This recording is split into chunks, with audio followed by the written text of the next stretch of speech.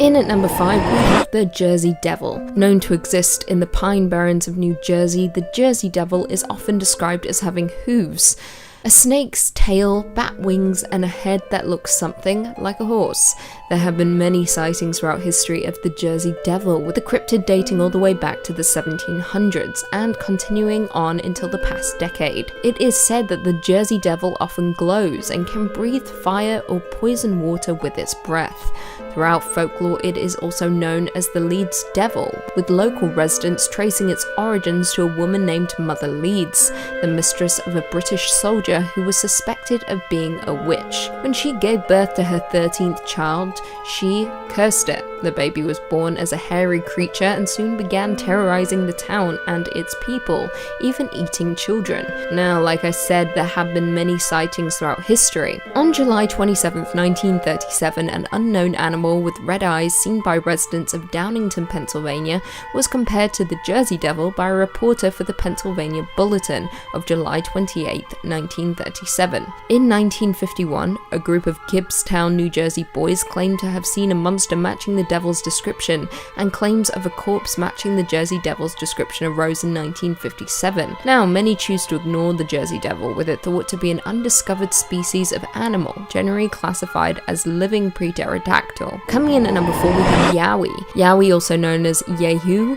Yori, Hairy Man, or Yahoo, is a fanged humanoid creature or great ape featured in Aboriginal mythology along with Australian raptors or Burrinjaw. It is considered to be the Australian Bigfoot and contains many primate-like features, indicating that it is an undiscovered species of great ape. Yowie is described as being one of the most aggressive Sasquatch species and has been reported ripping the heads off of kangaroos and dogs. In the past, it has been described to be around 7 to 9 feet tall, with a large red mouth and talon-like claws, according to Aboriginal legends. It is also noted as having 2 large fang-like canines, which distinguish the Yowie from the other Bigfoot species. There are around 140 placental mammals known to exist in Australia, most belonging to the order Chiroptera and Rodentia. Some cryptozoologists theorize that the Yowie could be some form of bipedal marsupial, such as a descendant of the New Guinea Hulutherium. Coming in at number 3, we have Mongolian death worm. The Mongolian death worm, also known as its native name, Olgoi korakoi, meaning intestine worm, due to its red blood-like color and size, which is the size of an intestine. It has often been described as around 2 to 7 feet long and possesses the ability to spit out a corrosive yellow saliva and generate blasts of electricity. Mongolian nomads believe the giant worm covers its prey with an acidic substance that turns everything a corroded yellow color. Legend has it that as a creature begins to attack, it raises half of its body out of the sand and starts to inflate until it explodes, releasing the lethal poison all over the victim. It is said that the livestock and humans are its main prey, and because Mongolia had been under Soviet control until 1990, there is very little known about the cryptid. Nobody is entirely sure what the worm actually is, with some experts claiming it to be fake due to the Gobi Desert being too hot an area for annelids to survive. Some have suggested it might be a skink, but they are said to have little legs and scaly skin, whereas witness accounts have specified that the worm is limbless and smooth-bodied. In 2005, an expedition from the Center for Fortean Zoology crossed 1,000 miles of the Gobi on the track of the death worm. They concluded it was likely a large unknown type of worm lizard, and the powers that were attributed to it were apocryphal. Coming in at number 2, we have Ahul. The Ahul, or the Athol, is a winged cryptid often portrayed as a giant bat or even a flying primate, depending on the variation. Tales tell of it living in the deepest parts of the jungle of Java and can be found across most of Indonesia. Subspecies can be found on the neighboring islands of New Guinea in the form the ropen, a presumed cousin to the Ahul. The ropen aptly translates to demon flying and is also said to be a big bat, or more commonly a pterosaur. It is said to produce a light, possibly to attract fish. The ropen is said to have a long snout, large wings, and a long thin crest. It has a distinct face that has features of both a chimpanzee's and a bat's, large dark eyes, red-skinned wings, large claws on its forearms, and is covered in grey fur. It is also noted as having a wingspan of 18 to 28 feet and is said to be the largest bat known to mankind. Now back to the ahuls. They are said to be covered in a thick brown or black fur much like fruit bats, but unlike bats have long powerful legs and claws and are supposedly capable of pouncing on and snatching up living prey, including humans. Sightings of these winged beasts are often dismissed simply as mistaken glimpses of owls, eagles, and other large birds of prey that inhabit the rainforests. However, many sources can confirm that the beast does in fact exist, and may even be an isolated and undiscovered species. And finally, coming in at number 1, we have Black Shuck. Black Shuck, or Old Shuck, or simply Shuck, is the name given to an unknown creature which is said to roam in East Anglia. It is one of the many ghostly black dogs recorded across the British Isles. The Black Shuck is often recorded as an omen of death, and some occasions a more companionable animal. Although it is classified as a cryptid, there have been various sightings and reports of the animal's appearance throughout the United Kingdom. For centuries throughout England, many have told tales of large black dogs with malevolent flaming eyes are often depicted as red or sometimes green. According to reports, the beast varies in size and stature from that of simply a large dog to being the size of a calf or even a horse. Other accounts report that Black Shuck as floating on a carpet of mist, or even appearing headless. According to folklore, the Shuck haunts East Anglia, primarily coastline, graveyard, side roads, body of water, and dark forest. W.A. Dutt, in his 1901 Highways and Byways in East Anglia, describes the creature, I quote, "He takes the form of a huge black dog and prowls along the dark lanes and lonesome field footpaths where, although his howling makes the hearer's blood run cold, his footfalls make no sound. You may know him at once, should you see him, by his fiery eye. He has but one, and like the Cyclops, is in the middle of his head. But such an encounter might bring you the worst of luck. It is even said that to meet him is to be warned that your death will occur before the end of the year." As I stated before, the Black Shuck has been reported many times, with one of the most notable reports being the appearance at the churches of Bungay and Blyberg in Suffolk. On August 4th, 1957, Black Shuck was said to have burst in through the church doors to a clap of thunder. He ran up to the nave, past a large congregation, killing a man and a boy and causing the church steeple to collapse through the roof. As the dog left, he left scorch marks on the door, which can be seen at the church even to this day. Number 5, Kamataichi. I love doing videos and lists like these ones because I get to spend a lot of time researching into these different cultures and cryptids I never really would have known about without these opportunities. So thanks for watching stuff like this so I can keep on doing them. That's my greedy reason behind it. I just like learning. Our first cryptid from the land of the rising sun is going to be the Kamataichi. This yokai appears as a weasel with razor sharp sickle-like claws. If you're a Pokemon head, big Pokemon fan, Sneasel from 2nd Gen, the Dark Ice type, he's based on a Kamataichi. They've got spiny fur, similar to a hedgehog, and they bark like a dog, and they have razor sharp claws. These adorable, funny little guys are extremely lightweight, lighter than the wind itself even, and as such, travel by gusts of wind soaring through the sky like they're radical, furry little windsurfers. Legends of the Kamataichi first came about in the Chubu region of Japan, notorious for its icy sharp winds that were so powerful they would blow men over. These legends then took the form of the Kamataichi, the winds literally personified as this little vermin miscreant. It attacks you in the legs and it knocks you over. You're all exposed and helpless while it picks away at your vitals with its little sickle hands. These creatures are surgical when they strike. A Kamataichi sucks away and feeds on any of the gore left behind by their wounds. These creatures are said to be totally stealthy, impossible to see with the naked eye, and blend into their surroundings well. And here's some pedantic little wordplay trivia. I know all the kids at home love pedantic wordplay trivia. There's some debate as to whether or not Kamataichi's name is nothing more than a cheesy pun. There's a stance that old sword fighters in Japan would use called Kamataichi, translating loosely to sword stance, and well, you can see if you just literally squish those two sounds together. And if you're looking for way more cryptid content, creepy tales, true stories, fake stories, aliens, conspiracies, horror movies, and basically just about everything weird and freaky that could possibly happen on this world, Top 5 Scary is the place to be. So hit subscribe, ring that bell when you do, and stay scared. But also stay watching this video, okay? Nothing I love more than seeing you guys watch them all the way to the end. Now let's keep going. Number 4, Teke Teke. Coming in next is going to be a fairly newer urban legend, but it gripped me so much I had to include it in this. It's the Teke Teke. Teke Teke is a legend about the ghost of a student who was slain when she fell onto a railway line, where she was then split in half by a train. No easy way to say that. Might as well just get it out of the way. Much like an Onryo, which, hold on to that thought for now. We're going to come back to that in a minute. She's a vengeful spirit of a wronged woman who lurks train stations at night, stalking out for her victims. She drags herself across the ground using her arms, dragging the spine sticking out of her torso, scraping across the ground, making a horrifying tick-a-tick-a-tick-a-tick-a-tick-a sound from where she gets her name. And you thought that was just like a cute little sounding name, didn't you? Nope. Try if you can. Just try to get the mental image out of your head of a ghost girl clawing along on just her hands and elbows and her spine following along behind her. She's also carrying a giant sickle with her, so there's that too. She's really not much of a farmer, so I'll tell you right now, she's not using that for crops. If she finds you, Teke will chase you and slice you in half. Whoops. Some variations say that she only takes your legs, which I guess is better, but really not by much. There's a specific variation of the legend that gives Teke a bit more backstory for her origin, saying her name is Kashima Raiko, and she's a specific entity. She died when her legs were severed from her body, and the next part gets a bit creepy, so you might want to grab onto something. Maybe put a little salt circle around your computer. It's said that when an individual learns of Kashima's story, she'll appear to you within the next month.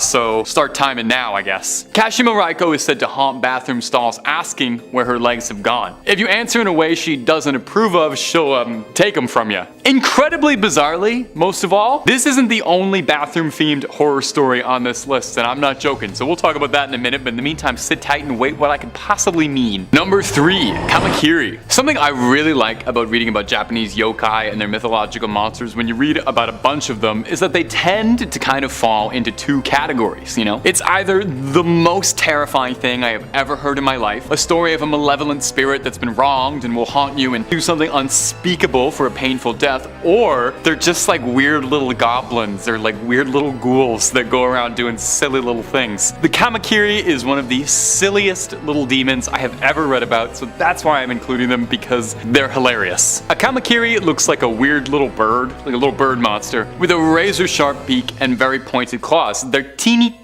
tiny and very sneaky to move undetected. So what does the dreaded Kamakiri do? Are you ready for this? Hold on to something, because this is going to terrify you. It breaks into your house at night and it cuts your hair. They hide in your roof and they wait at night for the perfect moment to strike, and then they go in and they just mess up your perfect do. They layer it all weird. They cut the ends right off. They frost your tips, and they go after anyone, okay? They're not picky. If you've got a head of hair, they want to snip it up. Only the baldies are safe now. They wait until you're asleep, and if you're wondering, you're just sitting there like, why would anyone tell a story about this monster? Why would anyone make this up? It was in periods of Japanese history when long hair was really the only fashion and accepted hairstyle. I would have done great. So the idea of a nobleman having his hair cut in the middle of the night was like spine chilling. These days though, it just makes Kamakiri sound like he's like a college prankster than it does a real monster. But that's only half of why I thought this creature was so funny. Aside from the split end touch-ups, a Kamakiri cutting your hair is said to be a sign that the victim is about to unknowingly marry a yokai. Shapeshifters like Rougarou or Kitsune can trick young men into marriage. So the Kamakiri steps in and he cuts your hair to let you know you might accidentally end up marrying a demon spider shapeshifter woman. And I just got paid to say that sentence out loud. We made it, ma. Kamakiri, you might win the top 5 scary award for one of the funniest cryptids we've ever talked about on the channel. A solid number 2 compared to my true favorite, Akaname, the demon that comes into your bathroom and eats waste, which I guess would make him number 2. That's the rudest joke I'll ever tell on this channel. I'm so sorry. You guys can cut that if you want. Okay, moving on. Number 2, Akamanto. The Akamanto, also known as the Red Cloak, is a masked spirit and may very well be one of the most evil, weird creatures I've ever heard described in folklore, so just wait till you get a load of this. Not like any good folktale, there are some local variations in how Akamanto operates, but the elements that remain consistent across all tales are that the Akamanto preys on you during your most personal moments. You know, he tends to come for kings who sit on a porcelain throne. He visits you in the smallest room in the house. He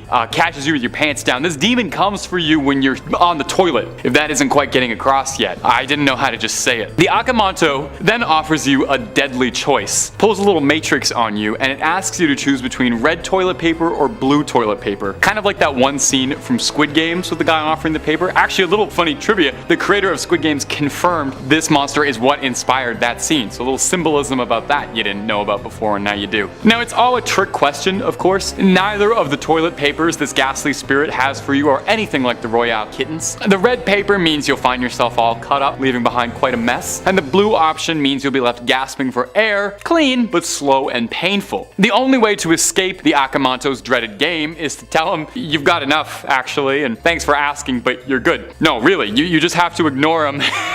Tell him you're good, or flush quick and hightail it out of there. You know, don't play it smart with him. Don't ask him for purple. Don't ask him for sandpaper. No wise guy answers. He's a toilet paper demon. He doesn't want to hear any of that. It's said that if you mess with him, you mess with the Akamanto, he drags you feet first into the underworld. At least he doesn't flush you. Why did they make that? Why did the backstory behind the toilet paper demon? I do not know. Okay, number 1, Onryo. And our number 1, I went with the Onryo. And Onryo translates almost literally to a vengeful spirit, and in every definition of the words, that statement rings true. They're also sometimes called hatred spirits, because an Onryo is specifically a ghost of someone who is capable of causing grievous harm to the living. Onryo are almost always depicted as women who were wronged in their life. They're not exclusively women, but majority of them are. They were traumatized by their death, and they spend the rest of their days exacting revenge. God forbid women do anything fun, huh? Nailing down exactly what an Onryo is capable of is difficult, because there are so many countless interpretations of the vengeful spirit, but just know at home that nothing good ever comes out of crossing an Onryo. You can expect things like sleep paralysis, telekinesis, curses, evil magic, like I said, really nothing good. It's worth noting that as part of the legend of an Onryo, her vengeance can never be satisfied, no matter how many enemies she fells in her wake. An Onryo will go after her lovers, family, whoever she had the most lingering pain for, and after she's done with that, well, she'll just attack indiscriminately. You gotta do something with the day, right? Onryo are a very traditional Japanese story, popping up in a lot of performance art pieces like No, Kabuki, and Rakugo, and they even continue to be the center stage in modern works. Probably the most famous Onryo I think most Westerners would know about is Sadako Yamamura from The Ring, otherwise known as Samura if you only saw the American version, and if you have, you gotta fix that at some point for me, okay? And Onryo traditionally is described as wearing a white barrio kimono. She's got wild, unkempt, long black hair obscuring her face, and in stage plays with dramatic white and blue paint, so just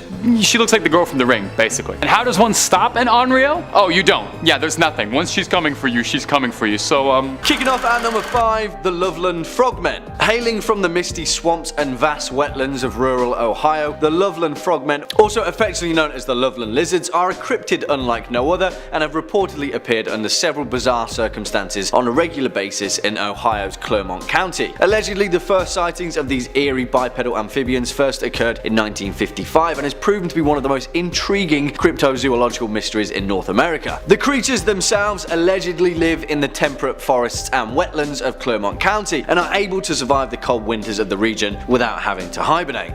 Useful. During their first sighting at approximately 3:30 AM, a local businessman was driven down a lonely stretch of road, running alongside the Miami River on the outskirts of the small town known as Loveland, Ohio. Suddenly and out of nowhere, the man claimed to have witnessed 3 bipedal quasi-reptilian entities emerge from the dense reeds and begin to congregate by the side of the road. The man slowed down and turned out his lights as he pulled his car up to a curb to observe these creatures further. He claimed that they stood between 3 and 4 feet tall, were covered with leathery skin, and had webbed hands and feet. Their most distinguishing feature though was their distinctly frog-like head, which the man claimed bore deep wrinkles where their hair should have been. Well, since then, over 5 more sightings of the Loveland Frogmen have occurred over a 60-year period. What do you guys think?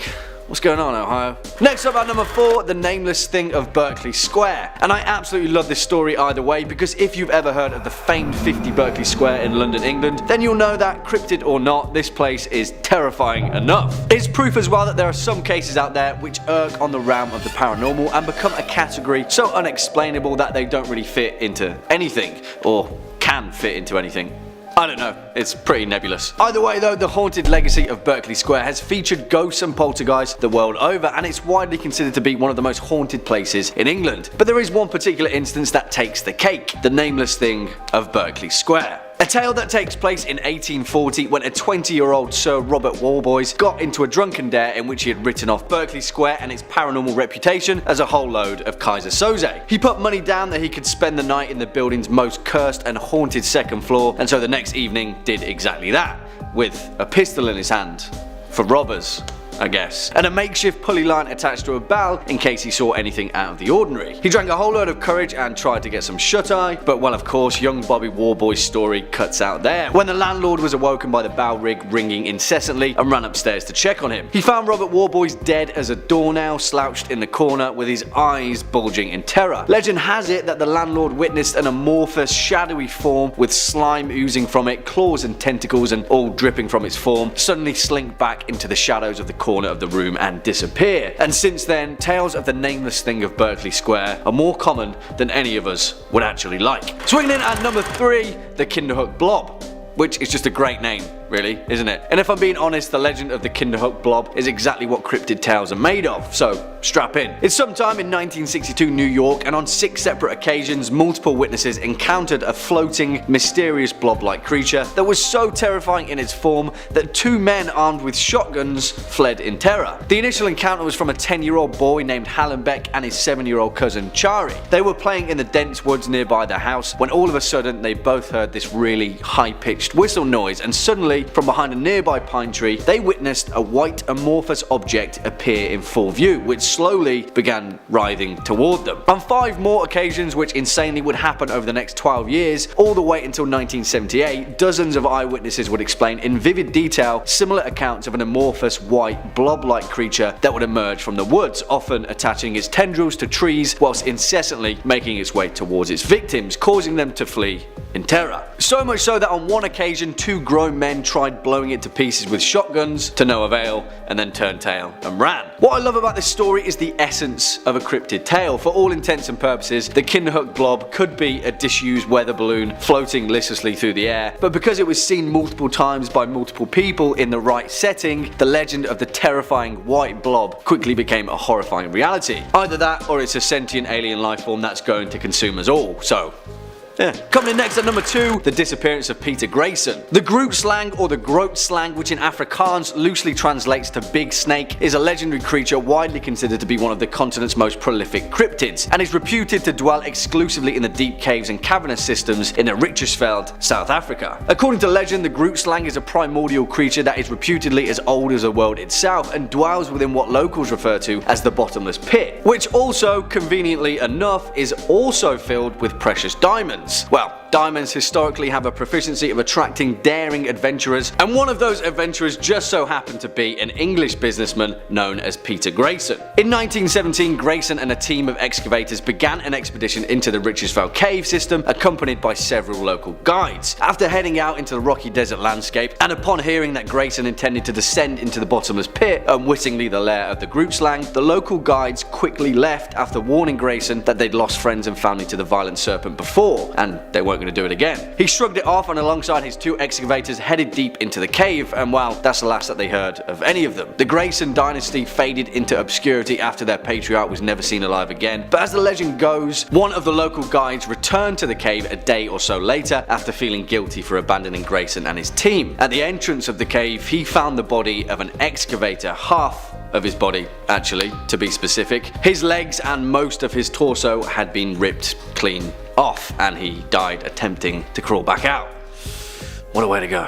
And finally, coming in at our number 1 spot, the legend of Rougarou. And I just have to tell this cryptid story because it's one of my favourites, and it's also considered to be one of the first historical instances of vampirism. As the legend goes, Rougarou Eljovic was a villager and poor peasant from the region of Istria, which now makes up modern-day Croatia. Historically, he was referred to as a strigoi, strigon or strigun, a local word for something that resembles a vampire and a warlock. Sometime around 1656, Ura died due to an unknown illness, but according to legend, he regularly returned from the grave at night as a vampire to terrorize his village until his decapitation in 1672. The legend tells that for 16 years after his death, Ura would rise from his grave by night and terrorize the village. The village priest Giorgio, who had buried Ura 16 years previously, discovered that at night somebody would knock on the doors around the village, and on whichever door he knocked, someone from that house would die within the next few days. Eventually, the villagers rallied after witnesses saw the corpse of Ura roaming the streets, and led by the town's mayor, mayor chased and tried to kill him with a hawthorn stick, but failed to pierce his supernatural flesh. The next night, 9 people went to the graveyard and dug up Yuri's coffin, finding a perfectly preserved corpse with a smile on its face. It was Yuri with pristine white flesh and no signs of decomposition. They tried to stake him once more, but witnesses noted that the stick would not penetrate its flesh. Eventually, the villagers were so terrified and kind of fed up with his vampire antics that a brave villager known as Stipan Milicic took a saw and decapitated the corpse. As soon as it tore Yuri's skin, the vampire screamed and blood began gushing from the cut. Allegedly, a man that was presumed dead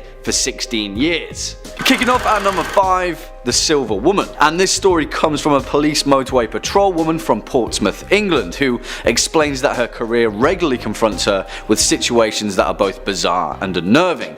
But this one kind of takes the cake.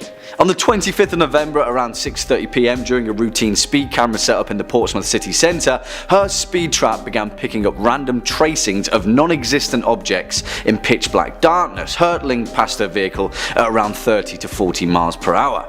Now, I know what you might be thinking, the device was obviously malfunctioning, but that wasn't the case, and our police officer had already thought of that. She trained the camera manually back onto the road surface to see what had been picked up, and she was shocked to discover that on the screen was what could only be described as humanoid figures running up and down the street at about 40 feet ahead of the vehicle. Strangely enough, they seemed to have a silver appearance to them, almost shimmering and translucent. She looked out of the window and again, nothing was there, but when she looked back at the screen, about 10 feet away from the vehicle was one of the same silvery entities standing motionless, facing away from the van, hulking and breathing in a strange fashion, as if they were weighing up taking on the police officer. What were they? Well, we'll never know, and when she played the tape back for her fellow officers, the silvery entities were nowhere to be seen. Yeah, I've got no clue about this one. Coming in at number 4, the folk monster. Now, Bigfoot is obviously the heavy hitter of the cryptid world. People have devoted their entire lives to hunting down the elusive mountain creature, stretching all the way across the wildlands of North America, as well as similar instances across the planet, but there is one little town in America that seems to be the hotspot for these sightings: Folk, Arkansas, and in 1971 it became the scene of its most terrifying legend. Meet Bobby Ford, a man who vehemently claims he's seen Bigfoot, or a version of it, describing it as 7 feet tall, ridiculously fast and covered in long brown hair. And he saw it up close and personal. It was a Saturday when Bobby and his brother were out hunting a short distance from their rural home when they heard screams in the distance. Bobby's wife, Elizabeth Ford, was frozen in horror when a creature reached through the front window, massive and hairy with glowing red eyes that made no sound except for heavy breathing. When Bobby and his brother ran back to the home, the creature turned and grabbed him as he sprinted up to the porch. It tackled him to the ground with ease and then disappeared into the woodland. The creature had left behind clear tracks in the house and nearby area, 3-toed footprints that matched the deep 3-fingered scratches that were made in the wood of the front porch. Bobby Ford was rushed to hospital and treated for minor wounds and shock, and the family were so terrified by the encounter that they moved out. They'd only lived there a week. That's terrible timing. Next up at number 3, the Grey Man of Ben Macdui. Ben Macdui in Gaelic, Mountain of the Son of Duff, is an awe-inspiring peak of the Scottish Highlands, staking the claim as one of Britain's highest mountains and the highest of the Cairngorms National Park.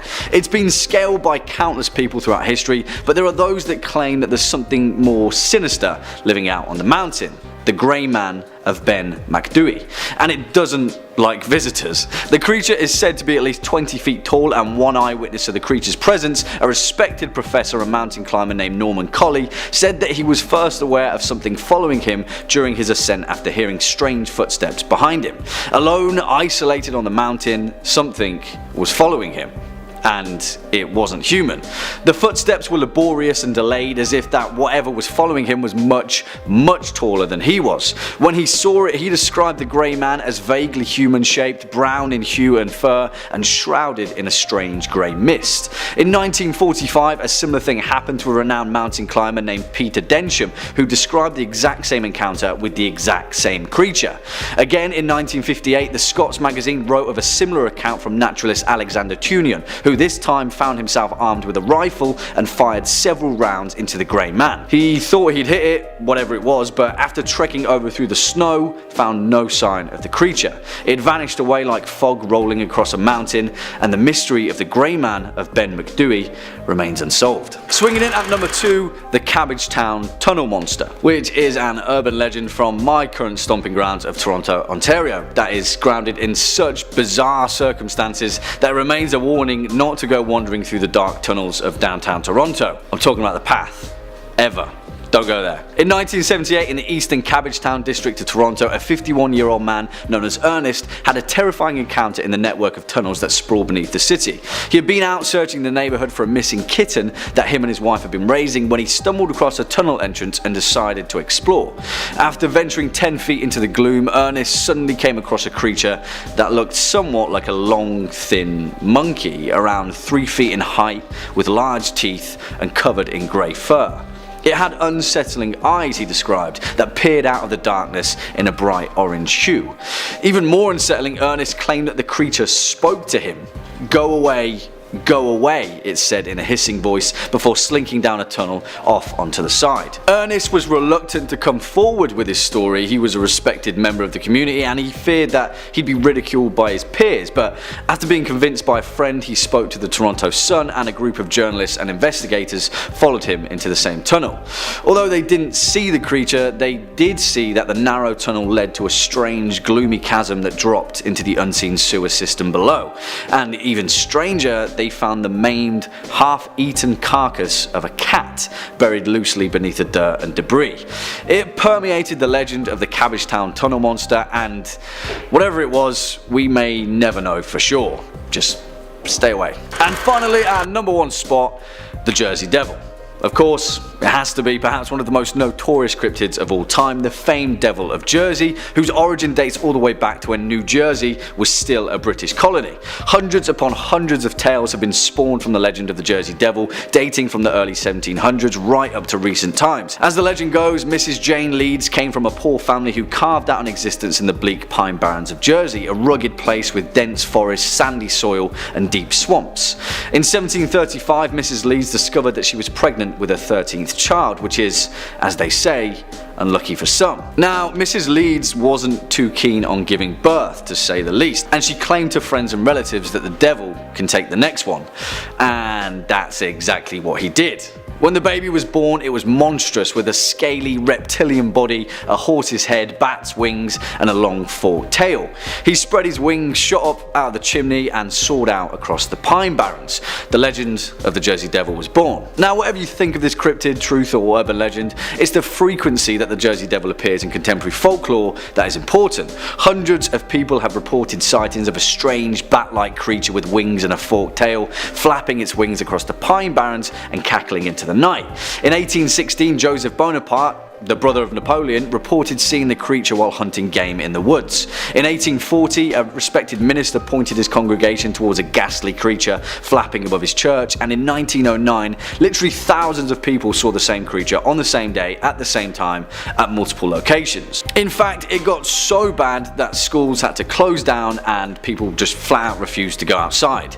And still, to this day, New Jersey natives will warn you to tread carefully in the pine barrens. Number 5, Menangle. Starting off of our list of horrifying cryptids that would have the devil checking underneath his bed is the Menangle, a demonic vampire spirit of the Philippines. Now, there is a good chance that I am horribly mispronouncing that name. My Tagalog ain't quite what it used to be. Just being a big vampire creature would be enough to earn a spot on this list, but the Menangle doesn't settle for just the bare minimum. Oh, no. This creep turns it up all the way. Listen to me describe this monster and tell me that it wouldn't be out of place in Elden Ring attacking you in the horrible wastes of Caelid. The Menangle is a humanoid bat creature hybrid. And a quick aside, while I was doing some research for this video, I found it really interesting that nearly every culture has their own variation of a humanoid bat cryptid. There's the Ahul in Indonesia, Kongamato in some African regions, and Bruce Wayne in North America. The Menangle has giant leathery bat wings, which it uses to sweep through the night, grabbing its prey and fleeing off. And we haven't even started talking about the Menangle's namesake and action feature. Its name comes from the Tagalog word tangle, which means to separate, with its full name roughly translating to one who separates itself. Well, whatever does that mean? Well, it's because this nightmare creature can split itself in half, taking to the skies as a disembodied torso with flapping bat wings screeching around. Can you even imagine how soul-stoppingly scary it would be to see a giant bat monster flying around with like its entrails just hanging out for everybody to see, hanging loose like an old man in a gym shower? Its favorite prey is couples, young newlyweds in love, and also people who are sleeping. No respect from this thing. You shouldn't attack sleeping lovers. If you're hearing this and you're locking your doors, a Menangle is said to be thwarted by garlic. Now garlic will thwart it, but not slay it. I'm just glad I eat so much garlic and I'm very repugnant and I'm gonna be alone for the rest of my life, so I have no danger of Menangles. Now, if you want loads more cryptid content, we have got enough to fill up a zoo worth of the creepiest critters ever to crawl through the woods. Not your jam? We got aliens, monsters, movies, true crime, fake crime, and a lot of videos about a big shark. There's a little something to scare everybody. So hit that bell, stay subscribed, and stay scared. And please stay watching this video. I worked hard finding all these cryptids for you. Number 4.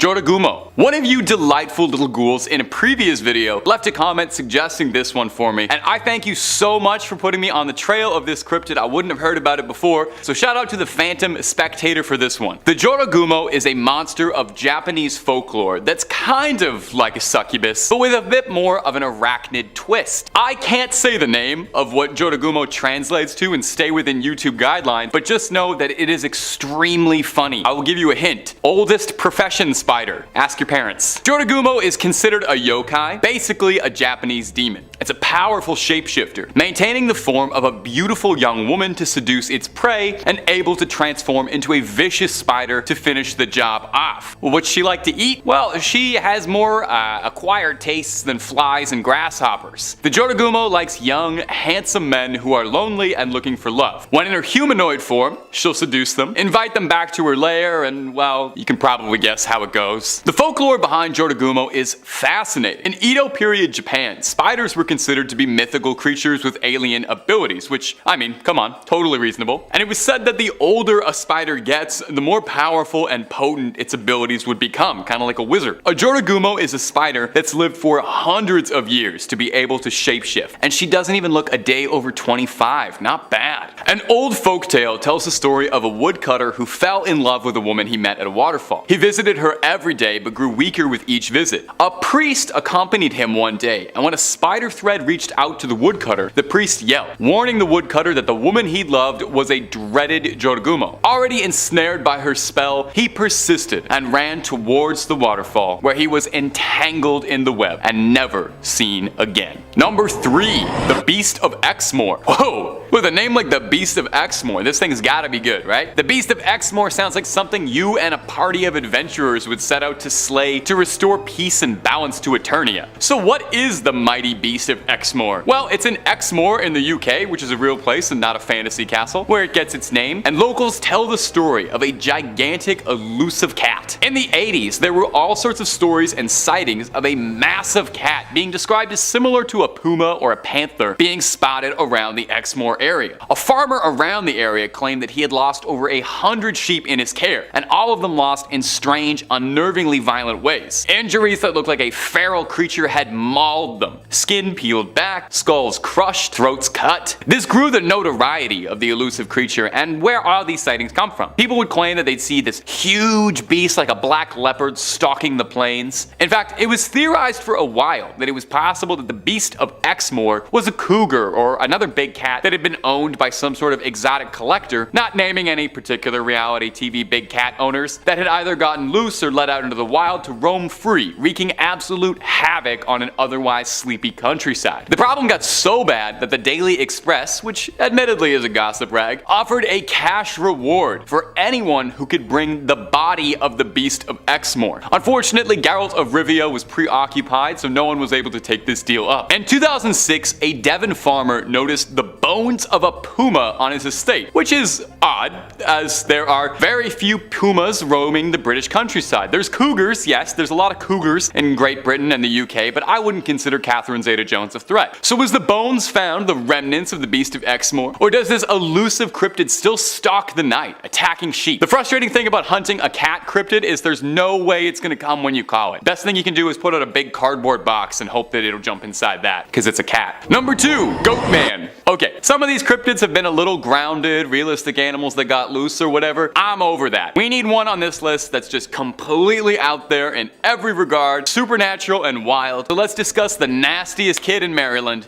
the Goat Man. Now, he might look a bit like Mr. Tumnus, beloved childhood character, but he is not taking you anywhere as nice as Narnia anytime soon, and he sure as heck don't got no Turkish delight for you. He manifests as a half-human, half-goat, a satyr of sorts. His sightings and descriptions describe him as having a goat's head and the body of a man. The legend of the Goat Man started down in Maryland, and is primarily where most of his legends come from, but he's also been sighted around Louisiana and Texas as well. We love a goat man that's well-traveled. Goats have been figures in myths and folklore for generations, with goats thought to be associated with Satan and demons, but the Goat Man himself is all Maryland. Depending on who's telling the story, he's just a supernatural entity that wanders the woods, or maybe he's a former goat farmer who became deranged after losing one too many goats and he's a madman in a costume. If that origin leaves a little bit to be desired, he's also got a fantastic comic book bad guy origin story where he's the product of a science experiment gone wrong to, I don't know, merge a man with a goat, I guess. Anyway, he breaks out of the lab Stranger Things style and creeps through the woods, hatchet in hand, attacking passersby dare disturb his territory with an axe. The Goat Man was a fairly popular campfire story and urban legend through the 70s and 80s amongst teenagers, where the creature was said to haunt Lover's Lane, looking for canoodlers where he'd split up the action with a sharp axe like he's Jason Voorhees with a set of horns. For any of my Maryland viewers, shout out for me.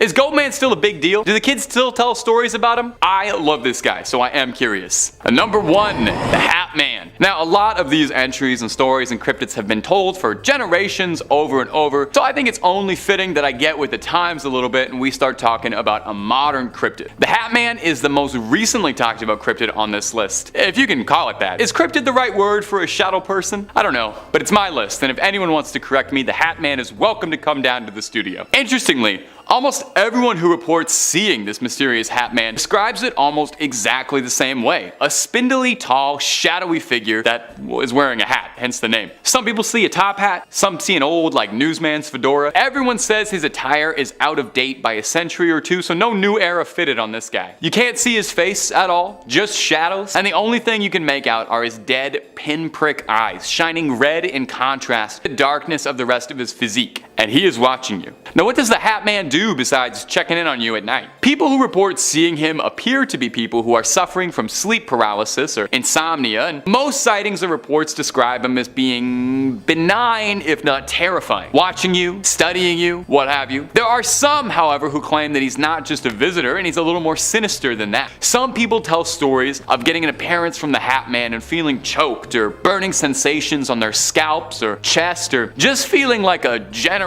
overwhelming terror and nausea, which I think is totally reasonable if there was a shadow demon in the corner of my room watching me. Now, some people who've seen him claim that he feeds off your emotions, and that the people who are visited by the Hat Man are those who are already struggling with something like great stress or mental illness, which is probably definitely not made better by a shadow demon. Sometimes people in the same family claim that they can see him. So what's he doing? Is he targeting specific people, or is it certain emotions that he hungers about? Thinking about him already is enough to make my hair stand on end and squint at the coat rack in my room when I turn the lights off. I think I'm gonna sleep with just the lights on tonight, just to, like, be safe and make sure my cats don't bump into anything or anything. Number 5, the Fresno Nightcrawlers. Starting off the list is going to be my favorite cryptids in the whole wide world, the Fresno Nightcrawler. If you've never seen footage of them, it's going to change your life. Look at them. Look at the way they stride around like a pair of pants that came to life. These things are the absolute perfect cryptid to me. There's never been a story of them hurting anything or anyone. There's no livestock that goes missing when the Nightcrawlers are around. It's just some chill dudes going for a late night stroll. I can really get down with the lifestyle that the Fresno Nightcrawlers are about. The Nightcrawlers were first spotted spotted in Fresno, California, which makes a lot of sense why they're called that. They've been mostly spotted in California almost exclusively, a couple times, save for one reported sighting in Poland, so must have been a pretty long walk they were going on.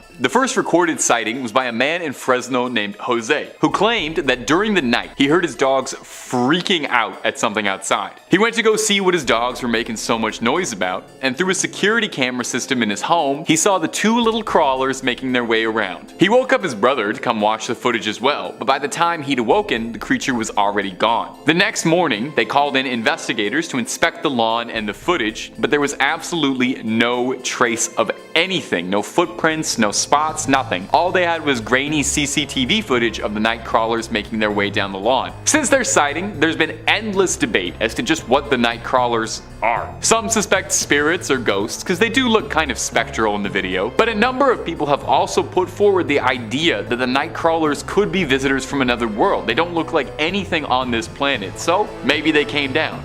Who's to say? The only person who can truly decide is you. And hey, if you want to see loads more videos of things what might be cryptids or what might be aliens, then you already know the vibe. It's Top 5 Scary. We got more videos of cryptids and aliens that you could ever watch, but you're welcome to try. Stay subscribed and don't miss a scream. Number 4. The Enfield Horror. The Enfield Horror is a pretty notable cryptid in American history, and it gets its name from a small string of sightings when it terrorized the town of Enfield, Illinois. The creature has been described as a small, goblin-esque being. Oh, you know how I feel about goblins. It doesn't really resemble any living animals on this planet that it could very easily be described as. It's reported as having 3 legs and leathery skin and moving in a vaguely monkey-esque way compared to a baboon hopping around. So the first time the Enfield Horror was ever spotted, it was in 1973 by one Henry McDaniel. He and his wife had been out that night and were returning home and were greeted by their children. The kids had told their father that there was something they'd seen outside that was trying to get inside the house by scratching on the door. Mr. McDaniel initially assumed it was probably just a cat or a dog, but later on during the night, that peculiar scratching came back again at the front door. He went out to shoo the animal away and was shocked at what he saw. He described to police that it had 3 legs on it, a short body, 2 little short arms, and 2 pink eyes as big as flashlights. It stood 4.5 feet tall and was grayish colored, and it was trying to get into their house. McDaniel saw this weird little thing and thought best to rid the world of it and fired at it. He claims he struck the creature, telling police that, "When I fired that first shot, I know I hit." He says the creature hissed at him, claiming that it sounded like a wildcat hissing, and then proceeded to bound away in long leaps across the yard. The next day, police were alerted to the story and sent over to investigate the yard as to what happened. They didn't find much, but they did find 3-footed tracks throughout the yard. So just what on earth was the Enfield Horror? Or is that the operative word? Was it of this earth? Could it have been some animal that had lost a leg and was injured limping around? Or is it something that had slipped out of an enclosure from a UFO and was hopping around our planet looking for a new meal? Coming in at number 3 is the Chupacabra, one of the most famous cryptids maybe ever in urban folklore. For those somehow not in the know, the Chupacabra is often thought to be a canid-like monster and is purportedly responsible for disappearances of livestock, predominantly throughout Mexico and the American Southwest, but also propping up in places like Puerto Rico. You know, a Chupacabra has been around whenever you find that your livestock has either gone missing or is found dead with all its blood sucked right out. This is actually where the name comes from. While most depictions of the Chupacabra almost always define it as being a coyote-like creature, albeit a twisted, mangled-looking one, usually described as a totally hairless dog with beady black eyes and a sleek figure. There are some stories and sightings of Chupacabras that describe it as being more like a demon or an alien, describing it as being a humanoid creature, often reptilian in nature, walking around on 2 legs and feeding on livestock. In all the years since Chupacabras have first been reported, though there are countless sightings, there's never been a fully recovered one that we couldn't explain. Everything that's been found by hunters always ends up turning out to be dogs with mange, being misattributed to being the cryptid. So maybe, is it possible that there's been a giant mix-up, and all the sightings of Chupacabras that report them as canines are just that, just sick dogs that get mistaken for looking something weird, and that the real Chupacabra is the reptilian, more bipedal sightings that get reported. It could explain why there's never been one recovered, and why livestock keeps going missing under bizarre circumstances. It's even possible that the drained livestock could be creatures that have been recovered to study, abducted under bizarre experiments. Could Chupacabras themselves be in a bizarre experiment that's been unleashed into our world? A hybrid chimera breed that was created by alien life and let loose on us to run havoc on us? Number 2. The Dover Demon. The Dover Demon looks outright like an alien, maybe more so than anything else on this list. Its description describes it as a pale, naked, leathery creature with a giant watermelon-esque head and no discernible facial features outside of 2 gigantic eyes. Kind of looks like Roger from American Dad. It looks like the exact depiction of a little gray man. The first ever sighting of the Dover Demon was in 1977 in the small town of Dover, Massachusetts. One Bill Bartlett was driving down the road with his friends late at night until they saw something bizarre creeping along a low wall of loose stones on the side of the road. Initially, Bartlett assumed that it was just a cat, one of the most often mistaken creatures for cryptids. But as the headlights shone on it, he realized it wasn't like anything he had ever seen. The creature slowly looked up to stare at him, and he described it as having peach-colored skin with a rough texture akin to sandpaper. Not long after initially seeing the Dover Demon, it disappeared almost into thin air. The creature vanished. It's been wondered, actually, by cryptozoologists after this sighting if perhaps the creature had some sort of camouflage ability or some sort of transportation ability even. Given the extreme resemblance to little greys, the alien most commonly described as being the ones responsible for most abductions, could it be possible that the Dover Demon was something scouting out, a creature looking out from above the stars? Could that possibly explain why the creature was able to vanish so quickly? Was it just a remarkably sneaky little fella? Or is it possible that it was technologically advanced in some way or being backed up by someone else who beamed it on back to whatever ship it came from?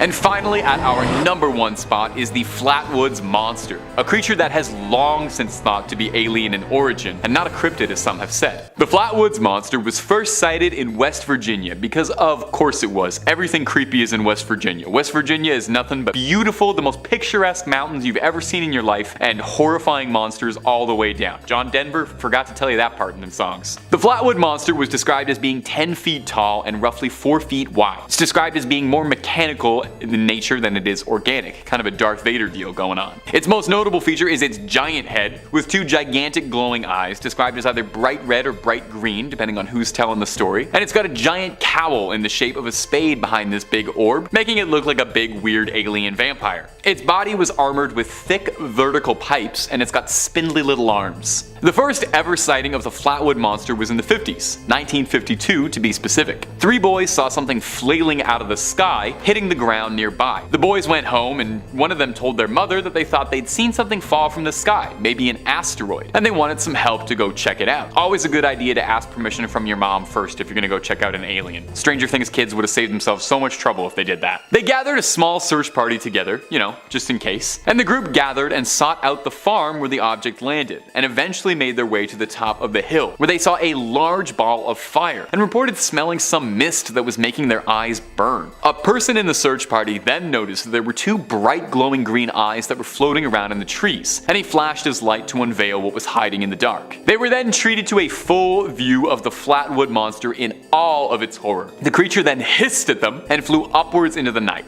never to be seen again. Now, over the years, detractors have claimed that the Flatwood Monster could just have been the darkness playing tricks on people's eyes, and that it could have been just a barn owl obscured by shadow. I definitely kind of see that. I see a similar enough face shape. Barn owls are kind of weird looking, but I feel like the size would be hard to misunderstand. Plus, that doesn't really explain off the mist that was making everyone's eyes burn, or the strange thing that fell from the sky. If you ask me, there's a lot more to say the Flatwood Monster is an alien than there is to say it's an owl. Number 5, the Dover Demon. Starting off on our list is the cutest cryptid on this list in my opinion, but still a creepy little freak. I like to start with the cute ones to kind of ease you into it. The Dover Demon first appeared in Massachusetts in the town of Dover, lending it its name. It appears as a spindly little demon kind of looking thing that sort of resembles a little gray, the traditional big-eyed aliens that you see everywhere. The Dover Demon is identified by its blank face, its red glowing eyes, and its hunched quadruped stature. The Dover Demon was first recorded in the late 1970s, discovered by 3 teenagers who were driving through Mass when they saw something bizarre being lit up by their headlights. Initially, they didn't think too much of it until they noticed that the creature in front of them looked more like a human than it did an animal. The driver, one Bill Bartlett, described the creature as resembling a baby with elongated arms,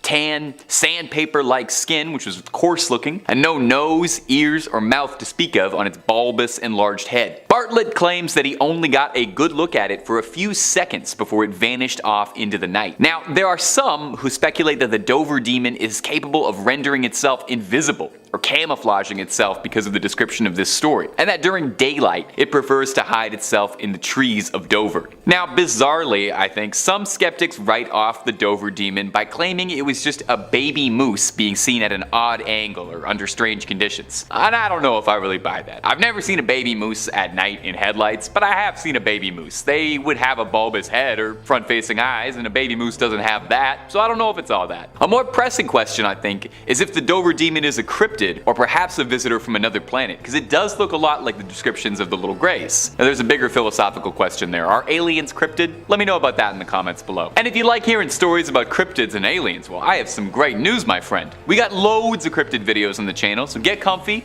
click through the playlists, and stay subscribed for something new every day. Number 4, Goatman. Up next on our list of cryptids that'll keep you from sleeping is Maryland's own Goatman. Now, he might look like Mr. Tumnus, but he isn't going to take you to Narnia anytime soon, and there'll be no Turkish delight in your future. Appearing as a half-human, satiric hybrid, the Goatman is thought to roam around Maryland, but he's been sighted in Louisiana and Texas as well. You know, perhaps he gets bored, perhaps he was taking a tour. The Goatman is said to carry a hatchet with him, and not for hacking any lumber. He's been said to be responsible for missing animals around the wooded areas in Maryland. Now, there's a pretty good historical precedent for goats involved in mythology, with satyrs as a mythical historical cryptid, and goats have been associated with Satan and demons for generations. But the Goatman himself has got a pretty rich history in Maryland folklore. Depending on who you ask, he's either just a cryptid goat man who wanders the woods, or if that's not satisfying enough for you, one particularly colorful origin for the goat man is that it's the product of a mad scientist's experiment who was experimenting with goats,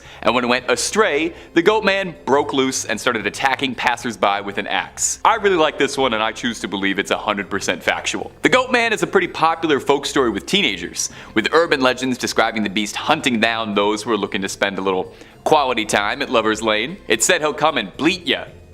Bleat, like beat. It's a goat pun. It was pretty bad. Do goats do that, or is this sheep? I'm not sure. You know what? I shouldn't be practicing here. We're gonna move on from this. The Goatman still hasn't been seen as much in recent years, and I sincerely hope that he's still out there. Number 3, Qualpalic. The Qualpalic, or the Qualipiluit, is an indigenous cryptid, with most stories emanating from Nunavut, Canada, and Alaska in the United States. The Qualpalic is described as appearing vaguely humanoid, but having scaly and bumpy skin, and long, stringy, disgusting black hair. They are described as being disgustingly ugly and that they reek of sulfur, and I think it's worth noting that you cannot find a single artist's depiction of these things that don't make them just look like vomitatiously gross. Interestingly, the creature is predominantly described as being a female monster, although some local variations of the stories exist where it is described as a male creature, but most tales revolving it describe it as a lady monster. The Qualpalic is a bit of an icy boogeyman, snatching up children who misbehave, waiting around thin ice to crack up and drag those children down into freezing cold water. It's thought that the origin of this creature was first told as a story for practical purposes, as a pretty good way to get kids to not walk on thin ice is to tell them that they'll be grabbed by a gross ice demon. Allegedly, when they grab a child, they stuff them inside their leather burlap sacks, then scurry back downwards into the water. It's said that you can hear a knocking under the ice as a last warning that they're about to strike. Now, maybe this is just a personal experience I had, and maybe some of you also had this as a little kid, but I was read a children's book called A Promise is a Promise, a Robert Munsch classic, that featured a Qualpalic as a villain that was trying to get a little girl to bring her younger siblings to the Qualpalic as a little snack, and it terrified me so much. I didn't even live anywhere near thin ice, and I was scared about it. It scared me bad. Wiry black hair and sunken little eyes got me. Maybe it's not relatable at all, but I thought I would share that. I definitely didn't spend any time near thin ice afterwards. Number 2, the Jersey Devil. The Jersey Devil is a fairly popular cryptid and has been subject to all sorts of sightings and stories since the early 1700s. And I bet you can't guess where it usually shows up. That's right. California. Nope, New Jersey. The Jersey Devil is commonly described as manifesting itself as a chimeric creature with a horse's head, bat wings, a snake-like tail, and hooves. There's an interesting folktale that says that the Jersey Devil was brought into our world when a woman was stressed out over her 13th pregnancy. Good lord, yeah, I would be too at my 13th pregnancy. Okay.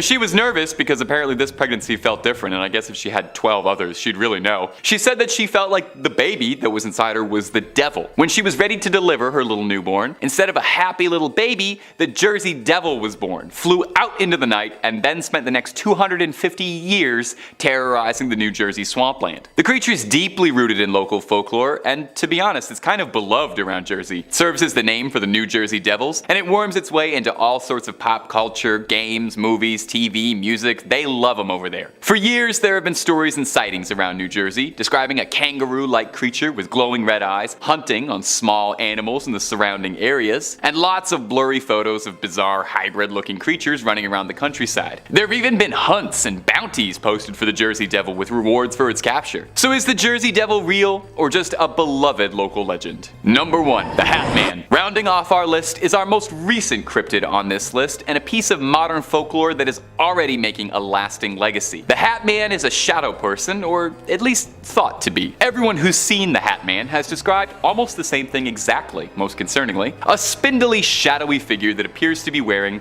a hat. Sometimes a fedora, sometimes a top hat, but everyone describes him as wearing an old, out-of-date style, so you're not going to see him in a shadowy snapback anytime soon. He always appears fairly towering, and you can't see his face. It's obscured, or just not present, and the only thing you're truly able to make out are his pinprick red eyes poking out of the shadows watching you. Depending on who you ask based on the sightings, the Hat Man can be considered somewhat benign.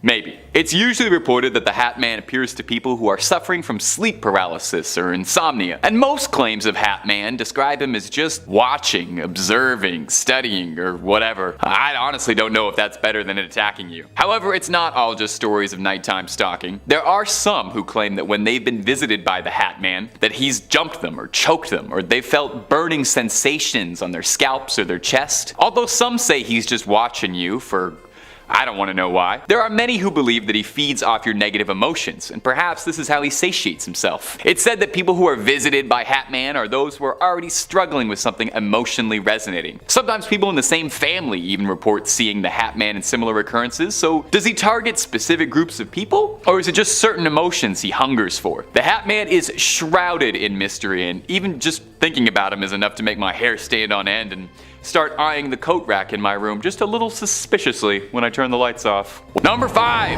Mothman. We had to start with a classic. He was either going to be number 5 or number 1, and I figured we'd get him out of the way first. He's maybe one of the most universally recognized and classic cryptids out there. He's West Virginia's unofficial mascot, and he's as beloved as the Appalachians and buckwheat pancakes. You've probably heard of Mothman a bunch before, but do you know his backstory? You know where his legends and his legacies start? Unless you're a West Virginia native, maybe not, so let's shed some light on the Mothman, because he would probably love that. You know, he's a moth, he's drawn to it. Most Mothman fans agree that his first reported sighting was in the 1960s, 1966 to be exact. The story goes that a young couple, one Roger and Linda Scarberry, had been driving around at night when they saw a large creature whose eyes were glowing red, standing at the side of the road near the site of an old World War II munitions plant. Linda described this being 7 foot tall, muscular, with giant wings and nightmarish glowing red eyes. Upon being illuminated, the creature pursued them all the way to Point Pleasant. Now, one isolated sighting does not make a cryptid legend, so it was probably the repeated sightings that propelled our favorite moth into legend status. For the next few weeks, Virginians kept reporting sightings of a bizarre, large, bird-like creature with glowing red eyes. On December 15th, 1967, the Silver Bridge in West Virginia collapsed, with several locals conspiring that the Mothman was involved, and could be seen flying away from the crime scene. I always thought he was benevolent, just like a fun, I don't know, guy. I didn't know he did stuff like that. This is unwelcome news. Maybe it's just because we all like the idea of him so much. He does look weirdly cuddly, but Mothman is an absolutely beloved figure to West Virginia and cryptid fans all over. He's kind of larger than life, and it's easy to forget that the first initial sightings and reports of him was that he was a paranormal threat intent on harming humans, considering just how adorable he is now. He's got movies, stuffed toys, and even a festival in his hometown dedicated to celebrating our favorite freak. And if you're looking for more stories of freaks of nature,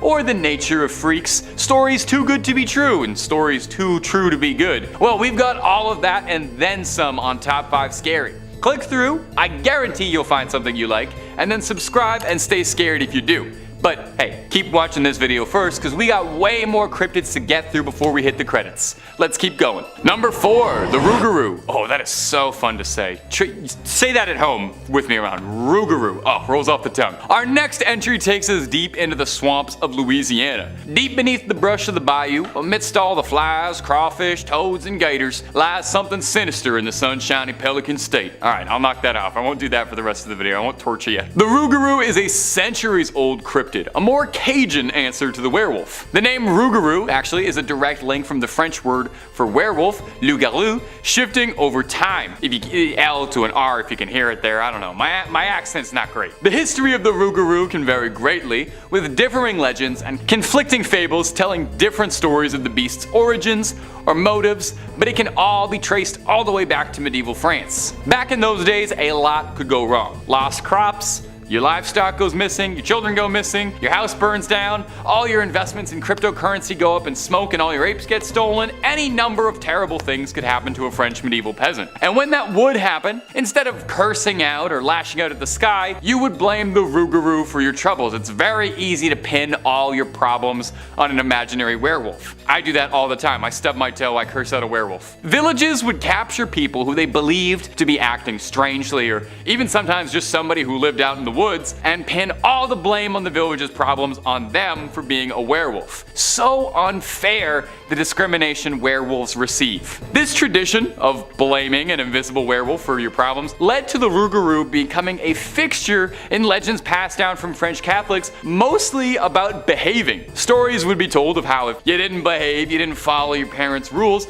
the Rougarou would come and he'd snatch you from your bed in the middle of the night and carry you off in the woods. Or sometimes he's like a very Catholic monster. If you didn't adhere to the rules of Lent every year, your sinful ways would see you transforming into a Rougarou. So it's a Catholic werewolf born out of naughty behavior instead of being bit by one. How exactly someone like transforms into a Rougarou is not made super clear, like if it only happens on full moons or if it's a one and done kind of thing and then you're a furry for life. All that's known is that the Rougarou is a deadly creature of the night, stalking the swamps, giving pause to travelers who dare explore the bayou late at night. But hey, so long as you mind your P's and Q's and you promise to give up whatever you said you would for Lent, you and the Rougarou should be headed in different directions.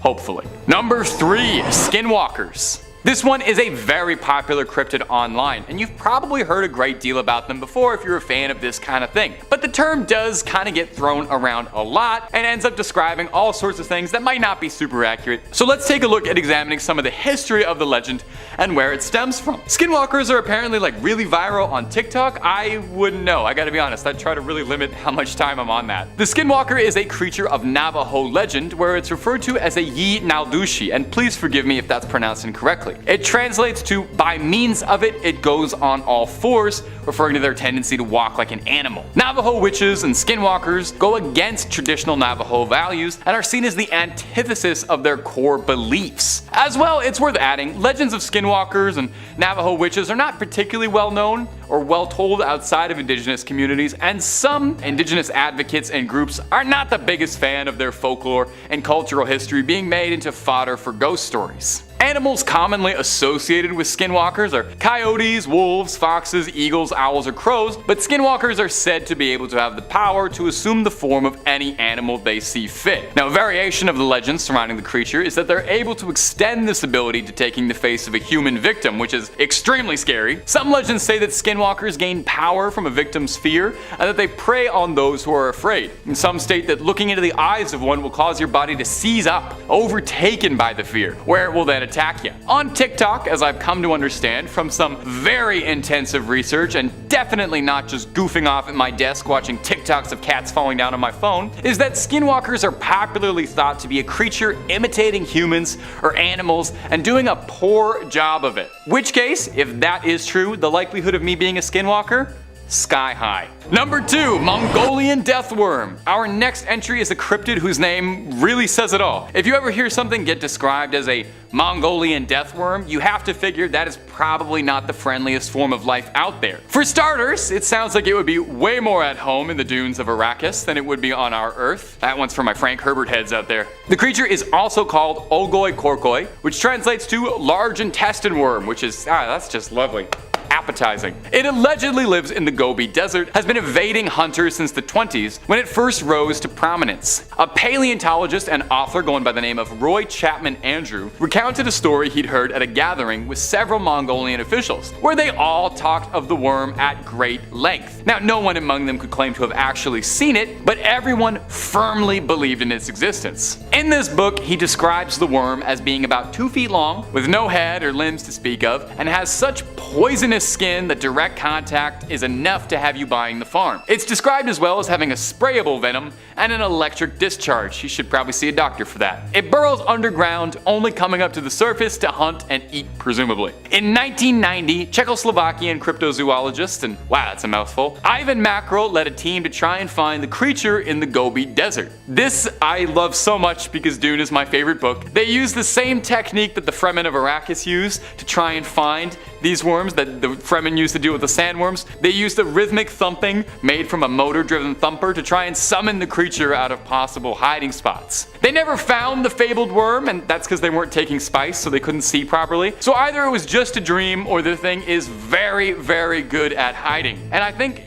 with a little work, that could make a fun expression. Oh, it's as hard as trying to find a worm in a desert. We'll workshop it. Number 1, Gashadokuro. And our final entry is gonna come from Japan, and as a fabled mythological creature, and may I just say, is one of my favorite mythical monsters I've read about in a while. As soon as I was reading about this thing, I started texting my friends. I was so excited about it. This thing is a real-life Dark Souls boss fight. Maybe I'm outing myself as way too much of a nerd here, but this thing is where the inspiration for High Lord Wolnir and Grave Lord Nito of Dark Souls fame came from. I couldn't resist throwing it out there. Sorry, guys. Formed from tens of thousands of bones of fallen soldiers, the Gashadokuro is a massive titan of a beast, a gigantic skyscraper-sized skeleton. Is that not the coolest thing you've ever heard? A giant which wanders around the countryside during the darkest hours of the night. Their teeth chatter and their bones rattle, which is why the translation for their name translates loosely to rattling skull. You'd have to imagine though, you would probably hear this thing chattering its teeth from a few hundred miles away. You'd hear it in the next town over. It's said that the Gashadokuro is born when mass amounts of soldiers die on the same battlefield. Their bodies rot in the fields, and they don't receive proper funerary rites. As such, their souls are filled with torment as their bodies lay face down in the muck, and that malice permeates their bones, causing them to twist and mend into unnatural ways, clumping together to eventually form the humongous skeletal monster of a boss fight, the Gashadokuro. Now,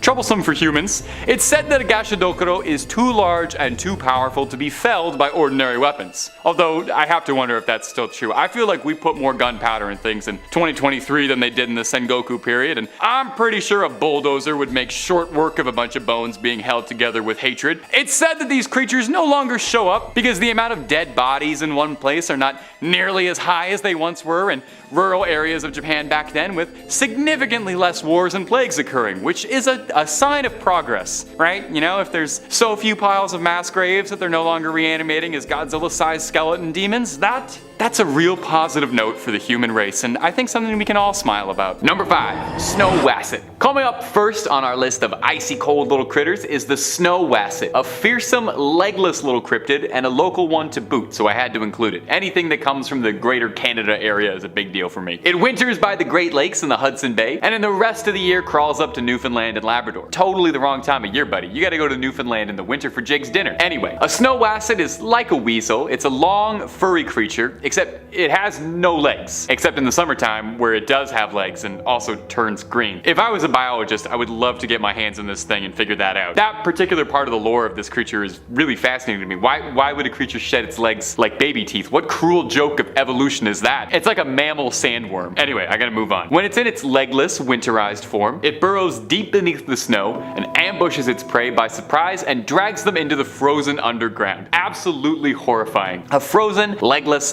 furry little snake is not pleasant by any definition. A wasset is said to be 4 times as large as a wolverine and 40 times as hungry, requiring a vast amount of meat to keep it sustained. Doesn't shed enough calories shedding those legs. I'm sorry, I don't know why I'm so hung up about this, my ghouls, but I am.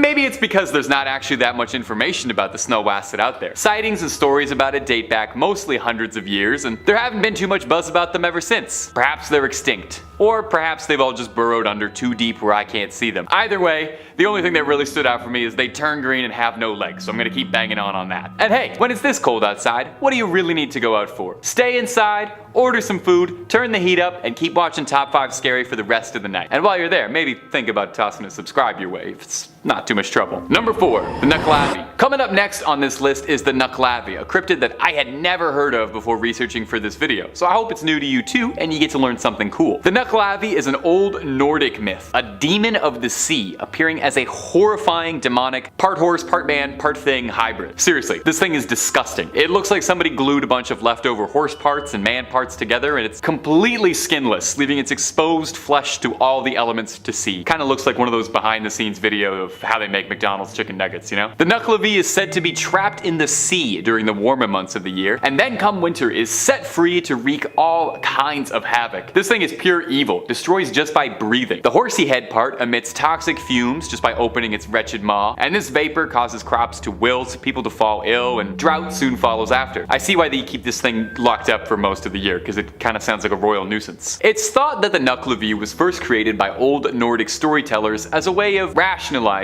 and explaining away things like drought and plague destroying the harvest. It's much easier to put a face to your problems, and when that problem is a wretched flayed horseman, it's easy to get angry at that. When stories of the Nucklavi were told, it was thought to be so evil that its name was always said in a hushed whisper for fears of speaking too loudly of it could attract its attention. Oh, I wish I knew that about 2 minutes ago. I just said its name like 16 times very loudly. It's said that if you were ever to encounter the dread Nucklavi, to find the nearest fresh body of water. This sickly creature of the sea is deathly afraid of fresh water, I guess. You'd think a creature with all that skin exposed wouldn't like salt water or the cold, but hey, there you go, to each their own. You do you, terrifying skinless monster horseman. Number 3, a Chenoo. A Chenoo is an Algonquin creature of folklore, a bit similar to a Wendigo, but with some fun regional twists. While both creatures hunt in wooded northern areas, and are both commonly associated with the wintertime, a Wendigo is usually depicted as a stretched out, emaciated monster, whereas a Chenoo is depicted as being massive, very furry, and only getting larger and larger the more it eats. Actually, reading that back now, I realize that's not terribly impressive. Most things get larger and larger as they eat. Much like a Wendigo though, a Chenoo is thought to have been formerly a man who was turned into a beast, either through their greedy ways, refusing to feed the starving, or for those who give in to the darkest of temptations and consume human flesh willingly. A Chenoo is described as looking like a cross between an old man and a beast, large and imposing in appearance, with big chunks of their own flesh missing, possibly self-inflicted. They cover themselves in the forest, hiding themselves with leaves, bark, snow, pine needles, until they look like a horrible lint roller of the woods that walks upright. Interestingly, unlike a Wendigo, it's thought that the process of turning into a Chenoo can actually be reversed. There's some good news. In some folk tales, the way to cure a Chenoo is a special medicine that can cause them to vomit up their frozen heart and vomit up the flesh that they've consumed, causing the afflicted to revert back to their human form in a sight that is no doubt disgusting for everybody. But if this isn't possible, if you don't have this medicine on hand, or it's just not feasible to trick a Chenoo, you can also get it to eat salt, which will apparently melt it from the inside. Poor Chenoo. You're forced to live a tormented existence as a snow monster, isolated from your former friends, doomed to hunt on your former species, consuming only the darkest meat available, and you can't even order a little bit of salt for your dinner, eating a totally flavorless diet. I got nothing but sympathy for you, Chenoo. Number 3, Kamataichi. I think it's really fascinating what each culture's cryptids look like, you know? Each culture creates cryptids, and they all put their fun little spins on it, and whenever I get to make these videos, I learn all sorts of really cool mythological stuff that I'd never heard of before, and I sincerely hope you get that out of these videos too. I'd never heard of this next one, the Kamataichi, but I am obsessed with it now. Coming to us from Japan, this yokai, which is like a Japanese type of demon, appears like a weasel except with razor-sharp, sickle-like claws, like a real-life Sneasel from Pokemon. I'm actually amazed there's no Pokemon directly based on a Kamataichi. They seem like perfect for it. They have spiny fur, sharper, similar to a hedgehog, like prickly little needles, but they bark like a dog, and their claws could not be any sharper, and they're sickle-shaped. And also, a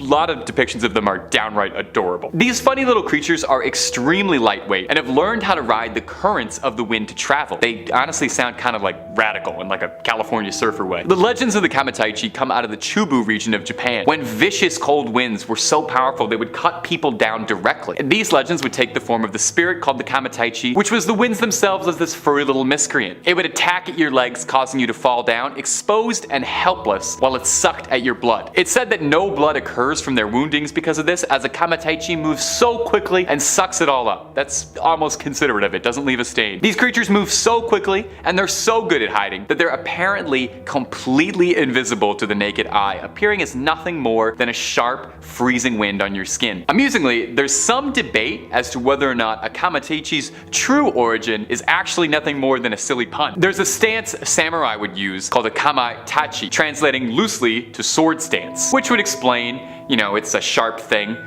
I don't know where the stance comes in, but it's sharp. However, there are legends all throughout Japan, throughout many, many regions, all telling stories of creatures that ride the wind and attack humans, and the sickle weasel remains among the most popular and among the most adorable. Sorry, Kamataichi, you are just so cute. If anybody knows where to get like a stuffed toy of this little guy, please comment under the video. I need to know. Number 1, the Yeti. Coming in at the number 1 spot, a mainstay of any trip to the mountain, the Yeti. I mean, who else could possibly take the number 1 spot on a list about winter cryptids? Maybe Rudolph the Red-Nosed Reindeer. Does he count as a cryptid? I guess he was. Maybe he's more like a mutant. Anyway, a Yeti is an American manufacturer specializing in outdoor products such as ice coolers, vacuum insulated drinkware, and I'm reading the wrong one.